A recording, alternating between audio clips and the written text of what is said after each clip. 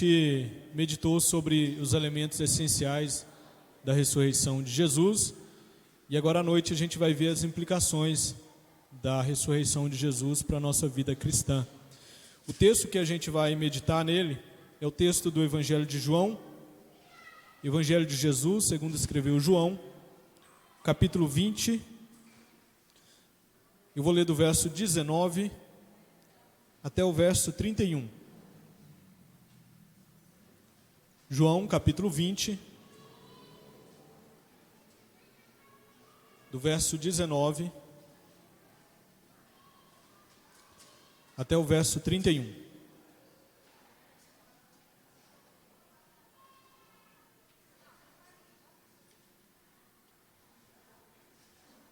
João, capítulo 20, do verso 19 ao 31.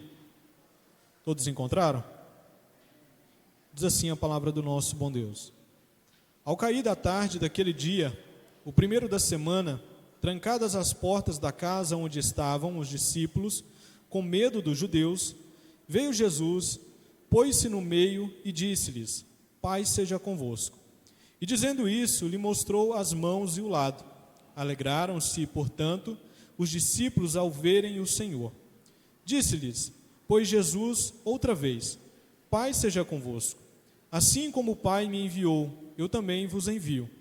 E havendo dito isso, soprou sobre eles e disse-lhes: Recebeis o Espírito Santo. Se de alguns perdoardes os pecados, são-lhes perdoados. Se los retiverdes, são retidos. Ora, Tomé, um dos 12, chamado Dídimo, não estava com eles quando veio Jesus. Disseram-lhe então os outros discípulos: Vimos o Senhor. Mas ele respondeu: Se eu não vir nas suas mãos o sinal dos cravos, e ali não puser o dedo, e não puser a mão no seu lado, de modo algum acreditarei. Passados 8 dias, estavam outra vez ali reunidos os seus discípulos, e Tomé com eles. Estando as portas trancadas, veio Jesus, pôs-se no meio e disse-lhes: Paz seja convosco.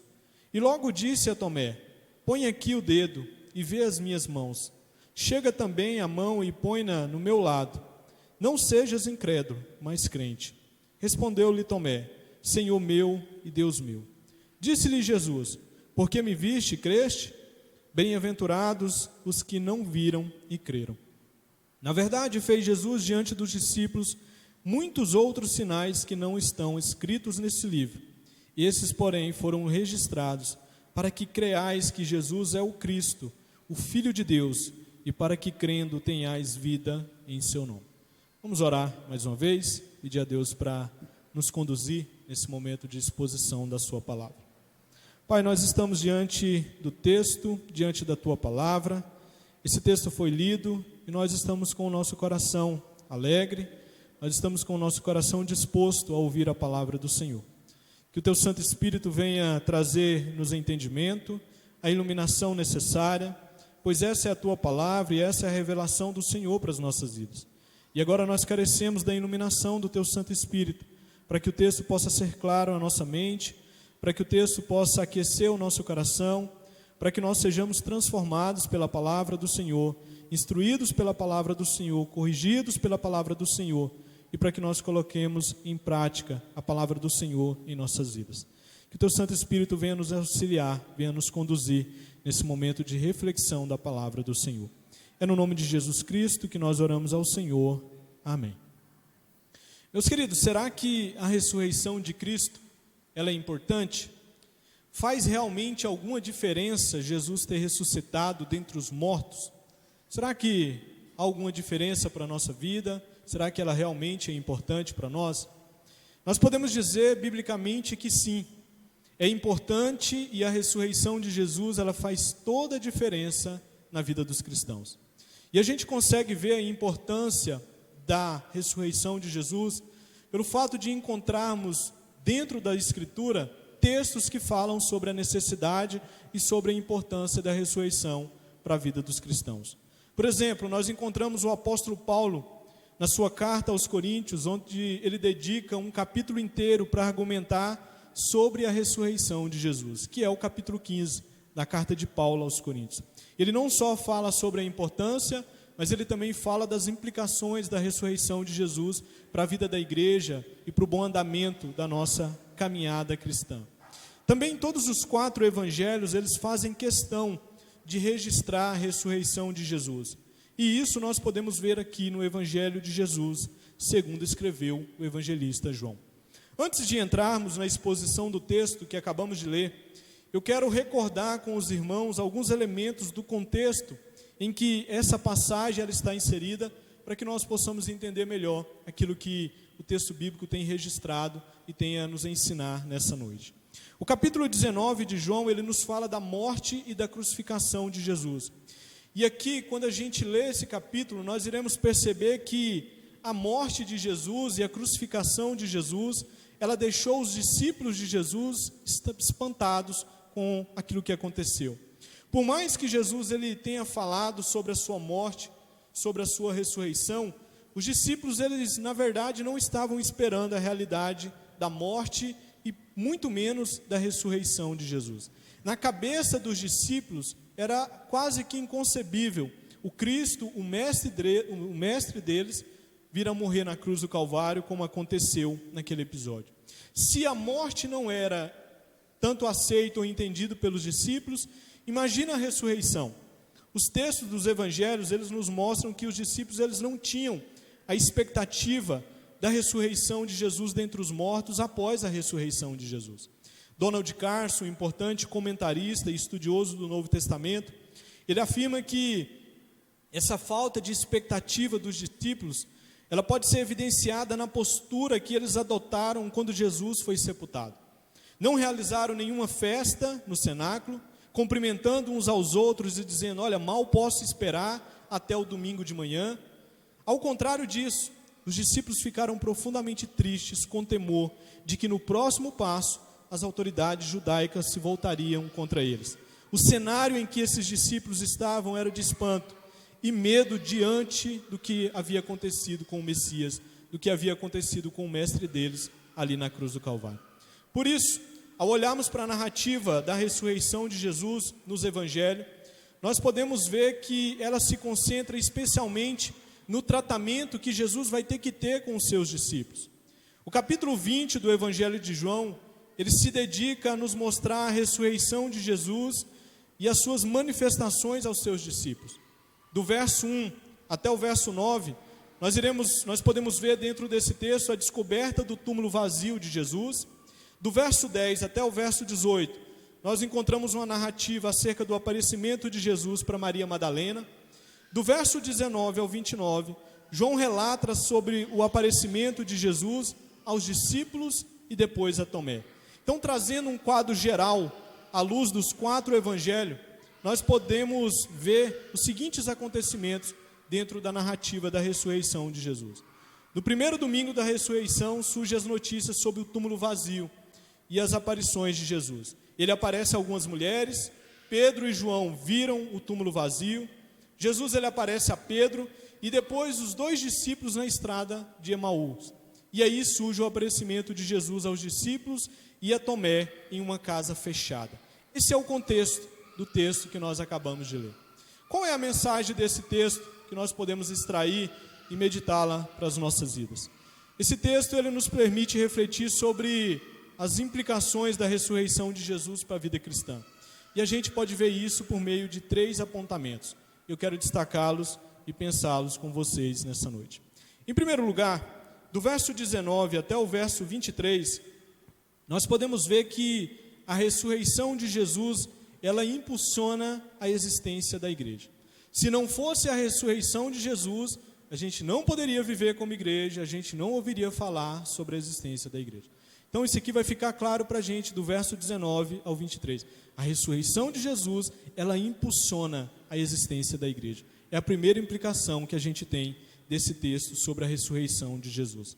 Os versos 19 até o 23 dizem assim: ao cair da tarde daquele dia, o primeiro da semana, trancado às portas da casa onde estavam os discípulos, com medo dos judeus, veio Jesus, pôs-se no meio e disse-lhes: Paz seja convosco. E dizendo isso, lhes mostrou as mãos e o lado. Alegraram-se, portanto, os discípulos ao verem o Senhor. Disse-lhes, pois, Jesus outra vez: paz seja convosco. Assim como o Pai me enviou, eu também vos envio. E havendo dito isso, soprou sobre eles e disse-lhes: recebei o Espírito Santo. Se de alguns perdoardes os pecados, são-lhes perdoados. Se los retiverdes, são retidos. O que temos aqui nesses versos é o aparecimento de Jesus aos discípulos, com exceção de Tomé, porque o texto posterior ele vai falar do tratamento de Jesus para Tomé. Quando que aconteceu isso? No domingo, no dia da ressurreição de Jesus. Isso aconteceu no começo da noite. Logo no comecinho da noite, Jesus então aparece àqueles discípulos. Qual foi o propósito desse aparecimento de Jesus? Meus irmãos, Jesus ele aparece aos discípulos para tranquilizá-los e comissioná-los como igreja e como povo do Senhor. E isso acontece porque a ressurreição de Jesus, ela possibilita essa impulsão para a vida da igreja. O que nós temos aqui são discípulos e outras pessoas reunidas com os discípulos dentro daquela casa trancada, fechada. Eles estavam ali com medos do que poderiam acontecer. E o que a gente tem aqui é a igreja na sua origem. É a igreja cristã na sua base inicial, os discípulos e mais alguns que estavam ali. Se Cristo não tivesse aparecido para esses discípulos, se Cristo não tivesse tratado com esses discípulos, aparecido para eles e mostrado algumas realidades para esses discípulos, a gente já não falaria mais sobre a igreja, a gente não teria a necessidade e a realidade da igreja nos nossos dias. O que o texto nos diz sobre aquilo que Jesus fez com esses discípulos estando ali trancados? O texto nos diz que eles estavam com medo das autoridades judaicas e o pensamento que se passava era: olha, mataram o nosso mestre, mataram porque ele pregava o evangelho, ele anunciava o reino de Deus, ele se dizia Senhor, se dizia o Filho de Deus, e nós que éramos os seus seguidores seremos os próximos a morrer dessa forma. Crucificação também vai acontecer com cada um de nós. Por isso eles se trancaram. Falta de expectativa, falta de esperança, eles ficaram trancados naquela casa sem saber o que fazer. A expectativa da ressurreição de Jesus já não passava mais pela mente deles, se é que passou pela mente deles no decorrer do ministério de Jesus. Primeiro, é dito que Jesus ele aparece para eles e declara algo importantíssimo para acalmar os discípulos que estavam ali. Ele aparece e diz para eles: olha, paz seja convosco. Ele vai fazer isso duas vezes. No verso 19 e no verso 21, Jesus vai falar: paz seja convosco. Jesus poderia muito bem ter aparecido a esses discípulos fazendo uma repreensão aos discípulos por causa da covardia deles. Jesus tanto falou sobre a sua morte, Jesus tanto falou sobre a sua ressurreição, sobre aquilo que ele iria passar durante o seu ministério de 3 anos e meio com os discípulos.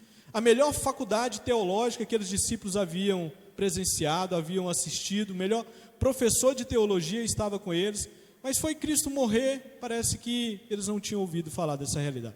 Então Jesus poderia muito bem chegar e, olha, vir com uma palavra dura para eles e dizer: olha, tanto que eu falei para vocês, o tanto que eu disse para vocês que eu teria que morrer, o tanto que eu disse para vocês que eu iria ressuscitar ao 3º dia, tanto é que eu estou aqui com vocês. Mas não é esse tipo de palavra que Jesus menciona ou declara para os seus discípulos. Ele aparece e diz: olha, paz seja convosco. É como se Jesus estivesse dizendo aos seus discípulos: calmem-se, eu estou aqui, eu morri, mas a morte não me venceu, eu ressuscitei dentre os mortos. Note que Jesus não foi apenas ter com os discípulos, o seu propósito era tranquilizar os discípulos. A igreja estava em perigo aqui. Se esses discípulos não fossem tranquilizados nesse momento, não existiria igreja. E Jesus está tratando os seus discípulos e ele vem, primeiramente ele diz: olha, paz seja convosco. A paz é algo que vocês podem ter, porque eu conquistei ela na cruz do Calvário. Mediante a obra de Cristo, nós temos paz com Deus. E Jesus chega e diz: paz seja convosco. Não fiquem com medos, fiquem tranquilos. Eu estou aqui, vocês podem ficar tranquilos. Logo em seguida, o texto também nos diz que Jesus mostrou as suas mãos e ele mostrou o lado aos seus discípulos. A gente não sabe qual é o lado de Jesus que foi perfurado pela lança. Os textos apenas dizem que Jesus mostrou o lado. A gente não sabe se é o lado direito ou esquerdo, quando Jesus foi perfurado ali na cruz do Calvário. Mas Jesus certamente fez isso para mostrar que era Ele mesmo de fato que estava ali e não um fantasma. Primeiro, algo interessante nesse texto é dito que as portas estavam trancadas e Jesus aparece no meio deles. Então Jesus não bateu na porta, Jesus simplesmente apareceu no meio deles. A gente não sabe ao certo que tipo de corpo ressurreto é esse de Jesus. A gente sabe que esse corpo de Jesus, antes da sua ascensão, ele é um corpo glorificado, um corpo diferente, mas aqui ele aparece para eles do nada, com porta trancada. Imagina a gente aqui, porta trancada, com medo, e aparecer do nada uma pessoa entre nós. Por mais que a gente conhecesse uma pessoa, morreu ontem, ou antes de ontem, e aí hoje ele aparecesse para nós. Jesus, ele para acalmar os seus discípulos, primeiro ele diz, olha, Pai seja convosco, e depois ele diz, olha, calma, podem tocar na minha mão, podem tocar no meu lado, não é um fantasma que está falando com vocês. Se eu estivesse ali do jeito que eu sou medroso, aquela porta iria se abrir de imediato ela iria se abrir. Apareceu do nada, e ele, calma, Pai seja convosco, olha as minhas mãos, e olha o meu lado perfurado. Ele estava dizendo, olha, não é um fantasma que está aqui com vocês. O texto ele ainda diz que a seguir, Jesus então vai comissionar os seus discípulos. E aqui a gente tem o ponto mais forte do texto.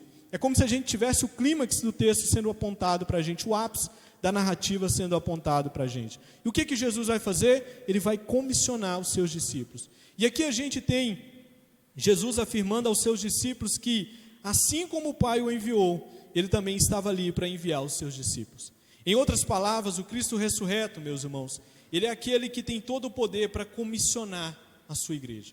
Aqui o Evangelho de João registra uma espécie de síntese do comissionamento de Jesus, que também é registrado por Mateus. Lá no texto de Mateus 28, verso 18 ao 20, onde Jesus diz aos seus discípulos para irem, fazer discípulos, batizar e ensinar em nome do Pai, do Filho e do Espírito Santo. Essa é a maneira peculiar de João registrar esse comissionamento de Jesus para os discípulos. O que Jesus vai fazer? Ele sopra sobre os seus discípulos, a fim de que eles recebam o Espírito Santo. E isso aqui funciona como um evento preparatório para a vinda definitiva do Espírito Santo, que iria acontecer no dia de Pentecostes. A gente sabe que a descida do Espírito Santo, que vem para possuir aqueles irmãos que estavam ali, para encher aqueles irmãos, dar poder para eles, porque é para isso que o Espírito Santo vem, ela é registrada para a gente em Atos dos Apóstolos, no capítulo 2. Aqui a gente tem uma espécie de preparação. Jesus está preparando os seus discípulos para que eles possam, então, ser comissionados para pregar o Evangelho. O verso 23, que pode ser interpretado errado, ele precisa ser entendido dentro do contexto da pregação do Evangelho. Esses discípulos, eles foram comissionados a pregar o Evangelho, e uma vez que as pessoas crescem, os seus pecados seriam perdoados. Caso não crescem, não seriam perdoados. Ou seja, os discípulos eles foram comissionados a proclamar o perdão com base na mensagem do Evangelho. A pergunta que fica é, quem faz isso nos nossos dias? Ainda são os discípulos de Jesus. Ainda é a igreja de Jesus. Se Jesus não tivesse aparecido nesse primeiro momento para tratar aquela igreja embrionária, que estava ali no seu início, a gente não teria igreja nos nossos dias. Então, uma das implicações da ressurreição de Jesus é impulsionar a existência da igreja. Meus irmãos, a igreja de Cristo, ela não se mantém de pé se o seu Salvador for um Salvador morto, for apenas um Salvador morto. Se o seu Salvador não for um Salvador que morreu, mas que hoje está vivo, a igreja não se mantém de pé. A mensagem do Evangelho não faz sentido. A mensagem do Evangelho não salva ninguém. Por isso Jesus aparece a esses discípulos, tranquiliza esses discípulos, olha, Pai seja convosco, faz questão de deixá-los tranquilos, e ao mesmo tempo Jesus comissiona os seus discípulos, para que eles possam então pregar o Evangelho, para que eles possam anunciar a boa nova do nosso Senhor e Salvador Jesus Cristo. Então essa é a primeira implicação que a gente tem aqui sobre a ressurreição de Jesus para a nossa existência, mostrando que ela é importante e que ela é necessária para a nossa vida. Em segundo lugar, a ressurreição de Cristo, além de impulsionar a existência da igreja, ela também traz convicção sobre quem Cristo é. O verso 24 até o verso 28 vai destacar essa realidade para a gente. Olha o que é dito nesse texto. Ora, Tomé, um dos 12, chamado Dídimo, não estava com eles quando veio Jesus. Disseram-lhe, então, os outros discípulos, vimos o Senhor. Mas ele respondeu, se eu não vi nas suas mãos o sinal dos cravos, e ali não puser o dedo, e não puser a mão no seu lado, de modo algum acreditarei. Passado 8 dias, estavam outra vez ali reunidos os seus discípulos, e Tomé com eles. Estando as portas trancadas, veio Jesus, pôs-se no meio e disse-lhes: Paz seja convosco. E logo disse a Tomé: Põe aqui o dedo e vê as minhas mãos. Chega também a mão e põe-na no meu lado. Não sejas incrédulos, mas crente. Respondeu-lhe Tomé: Senhor meu e Deus meu. O que temos nesses versos aqui é o relato agora de Jesus tratando a fé de um discípulo específico. E o discípulo é Tomé, aquele que duvidava de tudo e inclusive estava duvidando da ressurreição de Jesus. Observe o quanto que Jesus é generoso com a sua igreja. Primeiro, ela trata uma parte da sua igreja, e a primeira parte é mostrada para a gente do verso 19 ao verso 23, aqueles que estavam reunidos. O problema é que faltava um dos discípulos de Jesus dentro daquela casa, e esse discípulo era Tomé. Os discípulos de Jesus foram até Tomé e falaram para ele: olha, a gente viu Jesus. O ponto é que Tomé falou: olha, se eu não ver Jesus, se eu não ver tocar no lado de Jesus, não tocar nas mãos de Jesus, eu não vou acreditar naquilo que Jesus fez, naquilo que vocês estão falando que Jesus ressuscitou dentre os mortos. O problema aqui, meus irmãos, é que Tomé, ele se mostra como alguém que não tinha mais a mesma convicção de que Jesus era o Messias. E aqui a gente consegue ver a graça de Deus e a misericórdia de Deus através da ação de Jesus com esses discípulos. Lembra lá de João 6, onde Jesus diz: olha, todo aquele que o Pai trazer até mim, de maneira nenhuma eu vou lançar fora. Jesus poderia muito bem ter deixado Tomé de lado, já que ele não quer acreditar, que fique e que viva a sua realidade, que viva diante da sua incredulidade. Mas o que Jesus vem fazer? Ele vem para tratar especificamente com aquele discípulo. O texto aqui de João nos diz que, passado 8 dias, os discípulos eles voltaram a se reunir. Dessa vez, Tomé estavam com eles ali naquela casa, e Jesus aparece novamente, e dessa vez ele trata especialmente Tomé. No verso 27 é dito que Jesus lhe apresenta as provas que ele havia pedido. Jesus não só mostra a Tomé, ele pede a Tomé para lhe tocar nas mãos e no lado. Ele diz: olha, está aqui. Se é prova que você precisa, as evidências estão aqui. Elas estão aqui para comprovar a minha ressurreição. Com isso, Jesus demonstra a Tomé que ele ouve o seu discípulo, mesmo não estando presente. E ao mesmo tempo, ele remove todos os motivos possíveis para a descrença, até mesmo a mais racional de um ser humano. Jesus ele está tratando de um discípulo com sérias dificuldades para crer. Tomé foi um exemplo de sinceridade, de transparência, mas ao mesmo tempo ele foi um exemplo de fraqueza. Eu gosto muito do discípulo Tomé.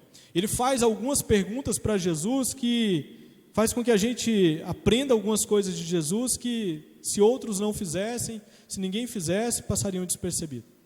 Tomé, ele é esse tipo de discípulo que ele indaga a Jesus. O problema é que Tomé às vezes deixava o seu lado racional, a sua razão, subir além da sua fé. E aqui ele se encontrava nessa mesma situação. No decorrer desse encontro aqui, a gente tem uma confissão impressionante de Tomé para Jesus. No verso 28, Tomé vai responder a Jesus após as suas evidências, dizendo: Senhor meu e Deus meu. Diferentemente da sua incredulidade anterior, Tomé agora ele sabia que Jesus realmente ressurgiu dos mortos. Em outras palavras, meus irmãos, Tomé agora tinha a plena convicção de que Cristo é, e ele entendeu que Jesus é Senhor e Deus, inclusive da sua vida. Por isso ele diz: Senhor meu e Deus meu. O comentário da Bíblia de Genebra enfatiza que essa confissão de Tomé é uma das confissões mais claras e singelas da divindade de Cristo no Novo Testamento. Tomé ele reúne 2 termos sublimes para colocá-los em Jesus: o termo Senhor e o termo Deus. E ele atribui isso ao nosso Senhor Jesus. E Cristo aceitou esse reconhecimento sem hesitação. Então, para aqueles que não acreditam na divindade de Jesus, a gente tem muito ceticismo nos nossos dias. Falar da ressurreição é falar de uma área que é desacreditada nos nossos dias. Precisam atentar para as Escrituras, porque a palavra de Deus diz que Jesus recebeu esses termos e essa declaração como sendo verdadeiros. Ele de fato era Senhor e Deus sobre a vida de Tomé. A ressurreição de Jesus, ela faz isso, meus irmãos. Ela nos possibilita ter essas convicções ainda maior sobre quem Ele é. Se Jesus tivesse apenas morrido e não ressuscitado, nós poderíamos dizer que ele no máximo foi um grande profeta, que morreu do mesmo modo que os profetas que o antecederam. Jesus ele realizou milagres, Jesus ele falou acerca do futuro, Jesus trouxe a mensagem de Deus para o povo. O problema, ou o ponto é que os outros profetas também fizeram isso.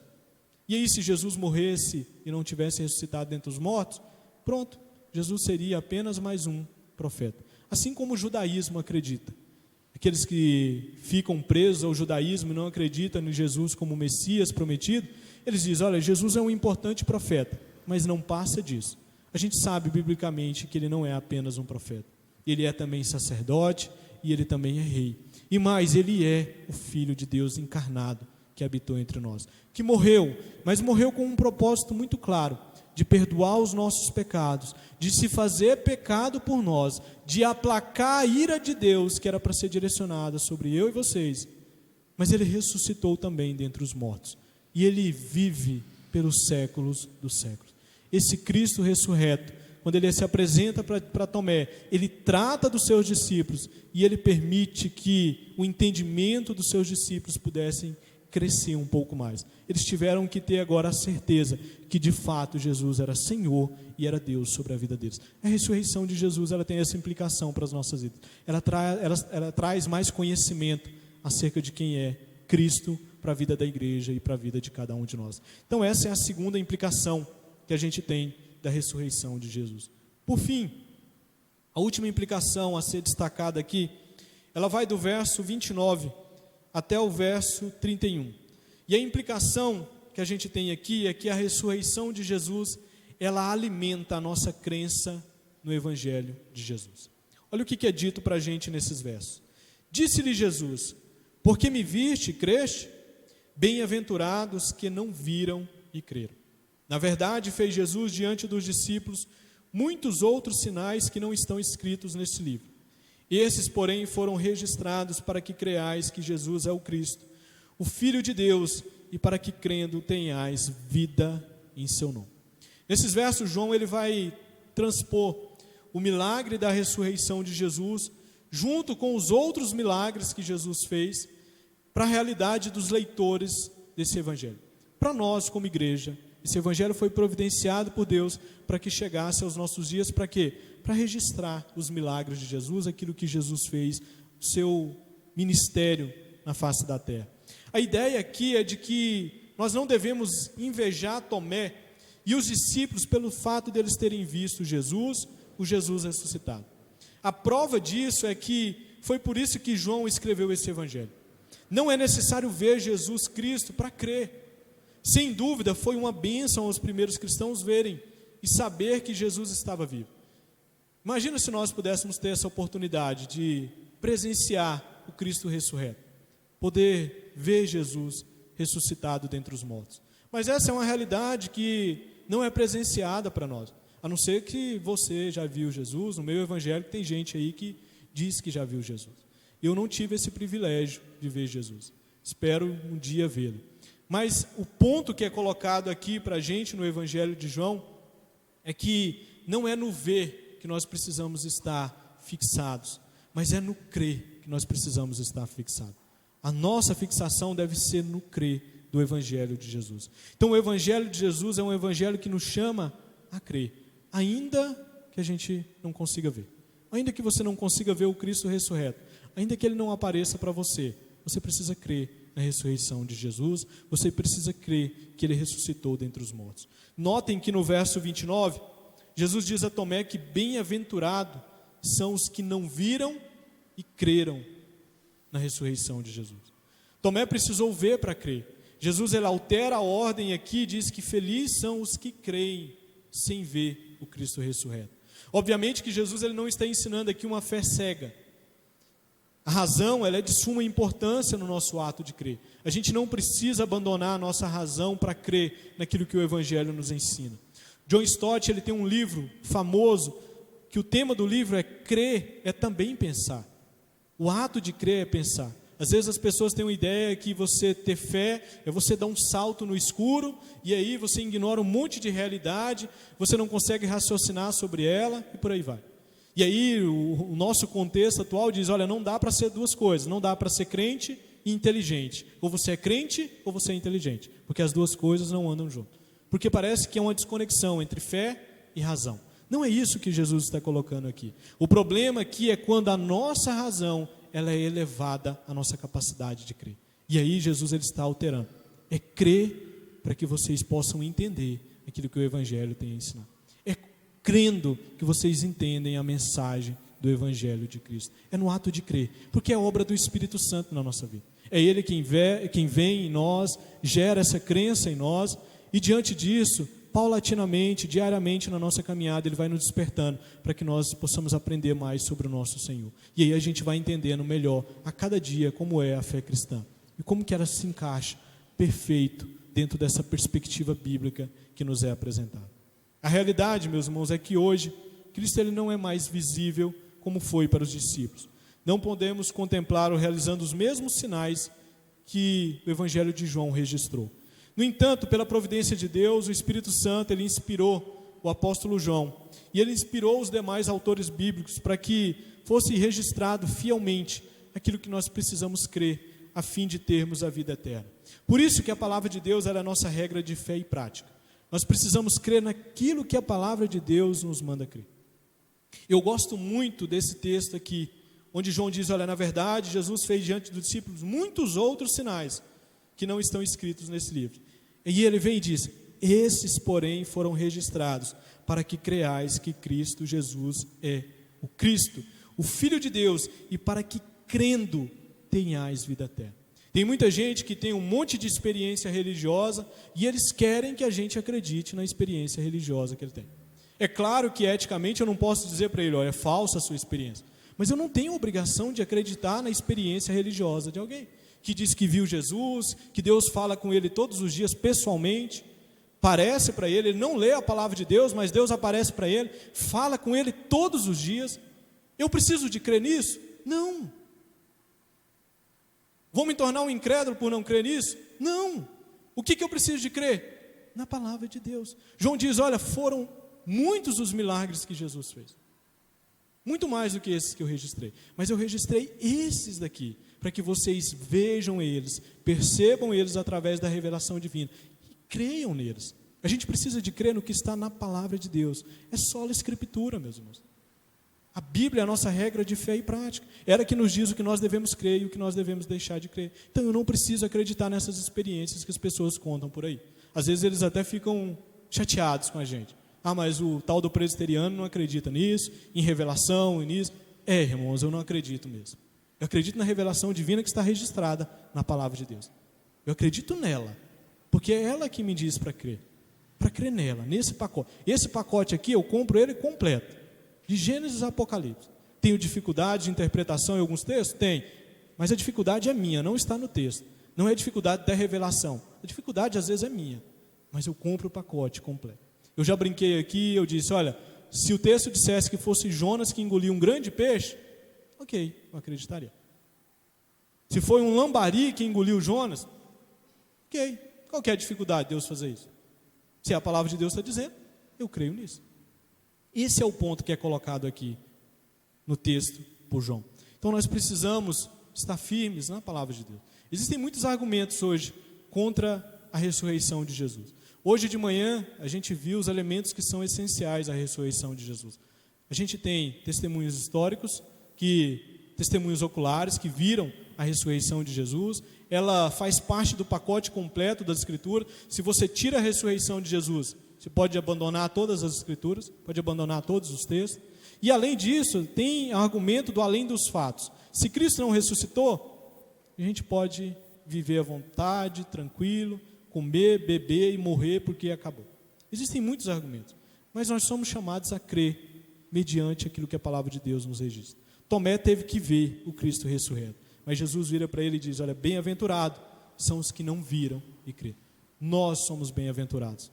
Nós não vimos o Cristo ressurreto, como Tomé viu, como os outros discípulos viram, mas nós cremos na palavra de Deus, que Ele ressuscitou dentre os mortos. E essa é uma implicação para nós da ressurreição de Jesus. Ela alimenta a nossa crença no Evangelho de Jesus. A gente compra o pacote completo de Jesus.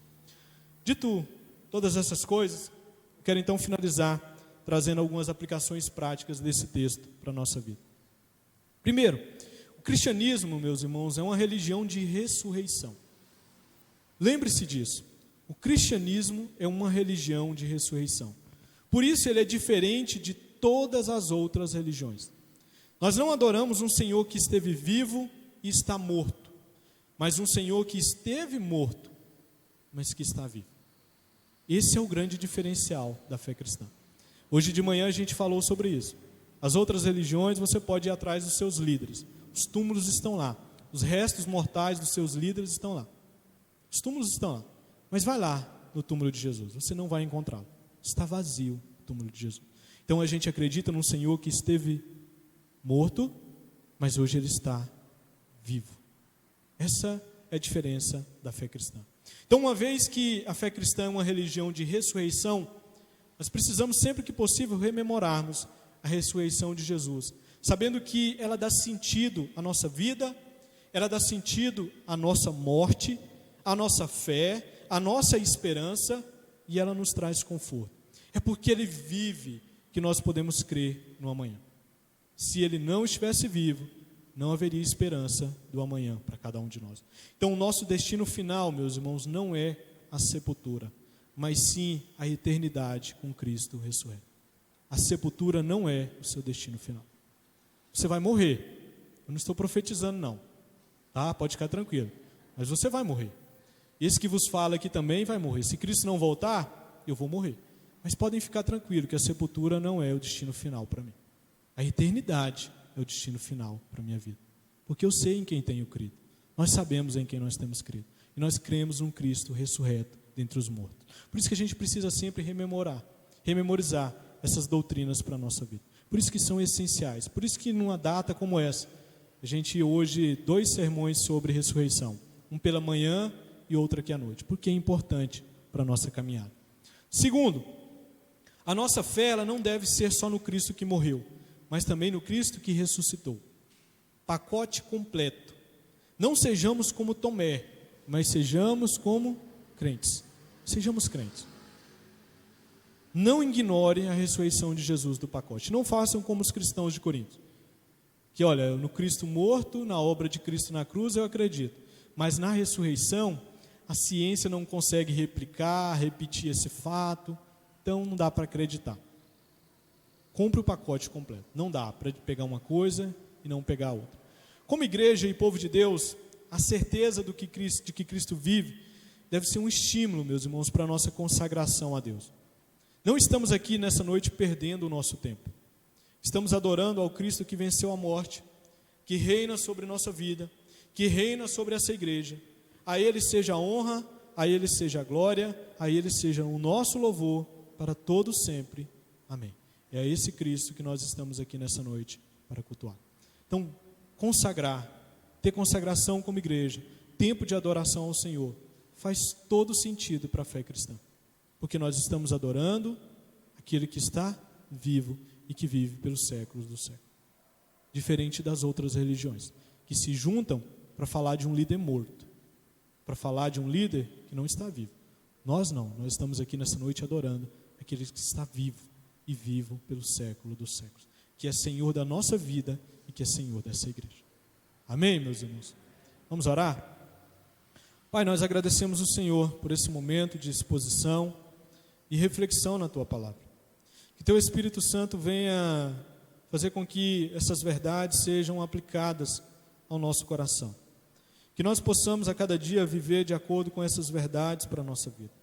Que a palavra de Deus seja de fato regra de fé e prática para as nossas vidas. Sabemos que o Senhor registrou a Tua palavra fielmente, inspirou os autores bíblicos, providenciou para que a Tua palavra pudesse chegar aos nossos dias. E a Tua palavra nos ensina e nos fala sobre a ressurreição de Jesus. Nos fala das suas implicações para a nossa vida. Que nós possamos crer nessas realidades e viver de acordo com essas realidades. Te agradecemos, Pai, porque um dia o Senhor enviou o Teu Filho para morrer por nós na cruz do Calvário, para operar uma obra grandiosa, para que os nossos pecados fossem perdoados, para que a nossa situação diante do Senhor fosse alterada, para que nós pudéssemos ter acesso à Sua presença, termos acesso ao trono da graça. Obrigado também, meu Pai, porque o Senhor tirou o seu Filho dentre os mortos. O Senhor ressuscitou dentre os mortos. E essa mesma realidade, ela vai acontecer com cada um de nós. Quando Cristo voltar, nós também seremos ressuscitados dentre os mortos. Nós habitaremos eternamente com o nosso Senhor e Salvador Jesus. Pai, nos ajude a crermos nessas realidades e a vivermos de acordo com essas realidades. É no nome de Jesus que nós oramos ao Senhor. Amém. Meus irmãos, antes de encerrar, a gente tem os nossos avisos, e eu tenho aqui alguns irmãos que nos visitam nessa noite.